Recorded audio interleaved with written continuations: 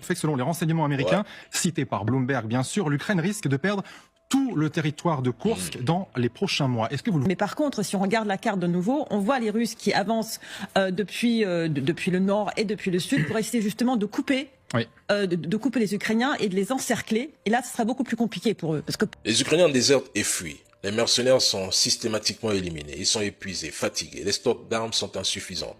Apparemment, vous ne comprenez toujours rien. En 1943, rappel, l'armée allemande, pourtant réputée invincible, a subi une défaite majeure à Stalingrad. Et pour tenter de reprendre l'initiative face à l'armée rouge, elle a lancé l'opération Citadelle dans le saillant de Koursk. Cette bataille, la plus grande confrontation de chars de l'histoire, a mobilisé près de 3 millions de soldats, plus de 8000 chars et des milliers de véhicules blindés. Et pourtant, malgré cet arsenal et ses effectifs impressionnants, les soviétiques ont infligé une défaite écrasante à l'Allemagne le 21 août 1943. Mais cela montre bien que vous n'apprenez rien de l'histoire. Aucune armée occidentale n'a jamais réussi à envahir la Russie et en ressortir victorieuse ou vivante. Ça, c'était une erreur stratégique de Zelensky. Et même, il comptait envahir Kursk avec combien de soldats? Mais vous préférez croire à la propagande plutôt qu'aux faits. Même les services de renseignement américains ont averti que Zelensky faisait une erreur.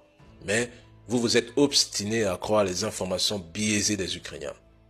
Les cartes que vous brandissez sont fausses. Les pertes ukrainiennes sont bien plus importantes que vous imaginez, présentées et diffusées à SCI. Et maintenant, vous cherchez des boucs émissaires en accusant les Nord-Coréens. Lol.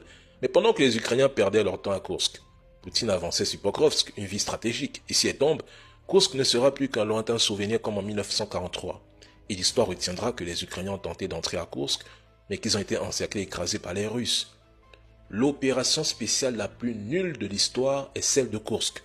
Et comme d'hab, j'ai toujours raison.